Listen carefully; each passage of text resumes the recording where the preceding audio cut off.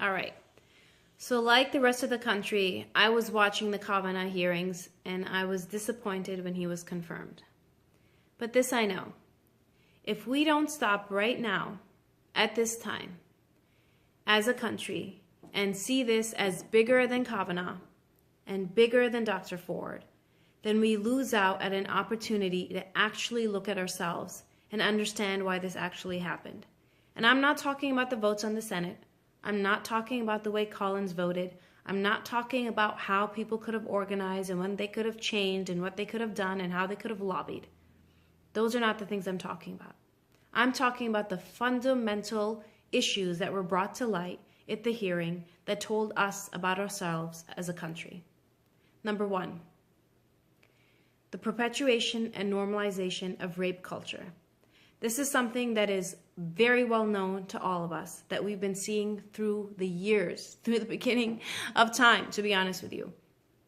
If you've ever been on a basketball court and you've called somebody a pussy for not playing well, for anyone who's been a 4th grade, 5th grade, 8th grade, 9th grade, 10th grade college boy who has talked about first base, second base, third base, and basically taken a woman and made her less than human, made her into a game, knows what I'm talking about.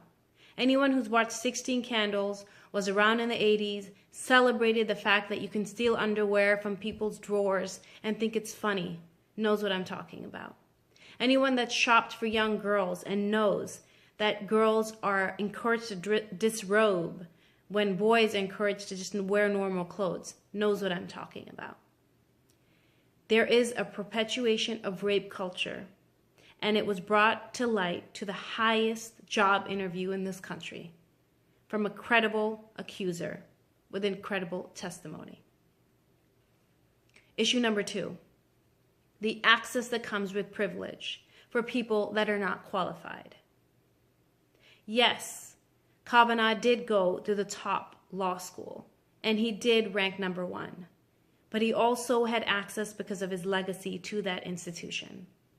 He also showed in his temperament that he was not able to be impartial, that he could not control his temper, that he actually could get in a position where he would be combative. For a set of facts, for a set of analysis that you need to do when you're on the Supreme Court, that temperament does not fit. He is not qualified for that reason. He's also not qualified because he simply said, interestingly, I've been to hell and back. He has no idea what hell is. Ask someone in a refugee camp in Rohingya. Ask someone whose relatives have died because of lack of health care, because of a terminal disease. Ask someone who's lost family members crossing the border in the ocean as a refugee. That is hell. Kavanaugh has no idea what suffering in hell is. For that kind of knowledge, you need experience, and you need access to be able to use that experience in the highest positions of power. Number three, the Constitution being overridden by the individuals that are afraid of demographic change. See, there's a huge issue that's happening in this country that's beautiful, and that is that the country is growing. It's going to sound different. It looks different.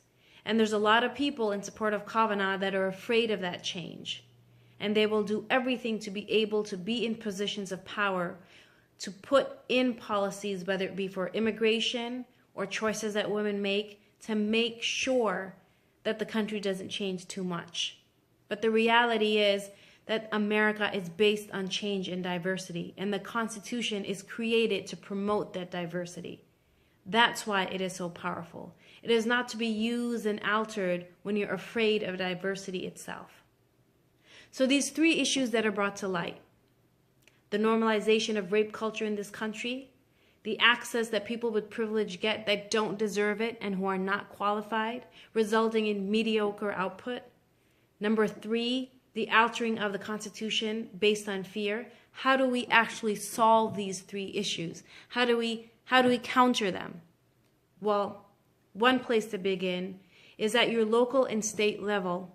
Make sure that you have laws and ordinances that protect accusers of sexual harassment, that promote fair hearings, proper investigations in the workplace, that encourage discussions among young boys and young girls about the respect for women and young girls.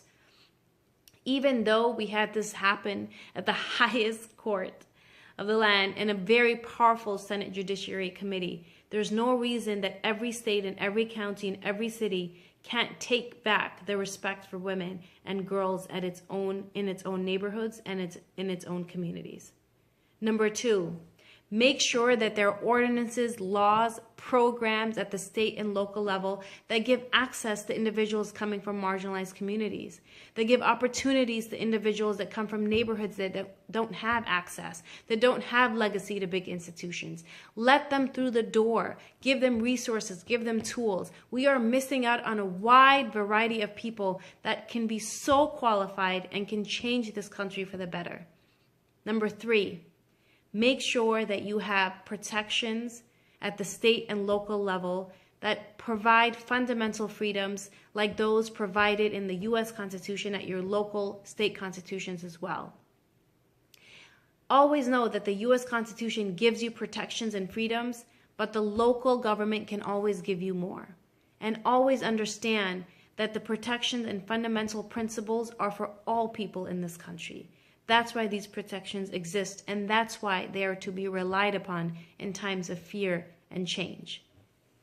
I don't think that Kavanaugh is at any time going to be leaving. I think he's going to be around for a while. But this culture is something we can consistently change and consistently improve upon. At this time and at this point in history, that is our priority, not Kavanaugh, not anybody else except the people that are to be the future generations of this country.